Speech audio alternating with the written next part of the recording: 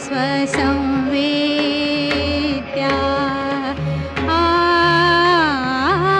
आत्मरूपा।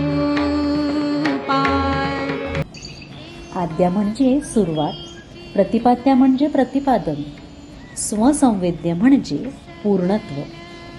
आपलीला ठराविक अशी एक दिनचर्या असते.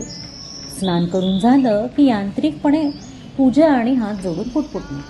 कदाचित कोणी सांगितलंय म्हणून किंवा आई बाबा करतात म्हणून आपण ते करतोय इतकंच. आणि ही यांत्रिकपणे पूजा करताना आपला वाद होत असतो स्वतःशीच. ही पूजा रोज का करायची? हे स्तोत्र का बरं म्हणायचं? चातुर्मास का पाळायचा? गणपती का बसवायचा? एक ना अनेक गोष्टी पटतात, पटत नाहीत. पण संवेदनशील लोक मात्र यातूनच मार्ग शोधायचा प्रयत्न करतात. आणि या अशा प्रयत्नांमधूनच साकार झालाय स्वसंवेद्य समूह.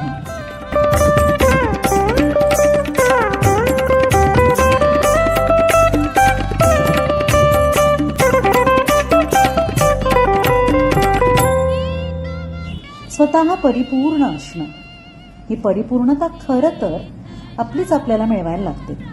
पण ती नेमकी मिळवायची कशी हा प्रश्न आपल्याला पडतो.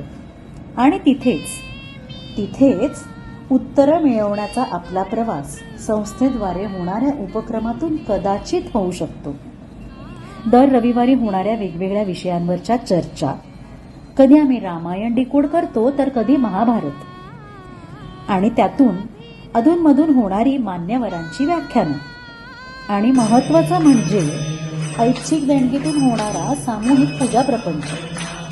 या पूजा प्रपंचात चातुर्मासातील महत्त्वाच्या 3 पूजांचा समावेश असतो.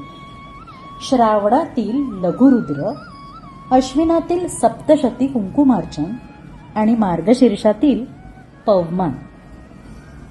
लवकरच चातुर्मास सुरू होईल, तर भेटूयात आपण 2024 मधील पहिल्या पूजेला, श्रावणातील लघुरुद्राला.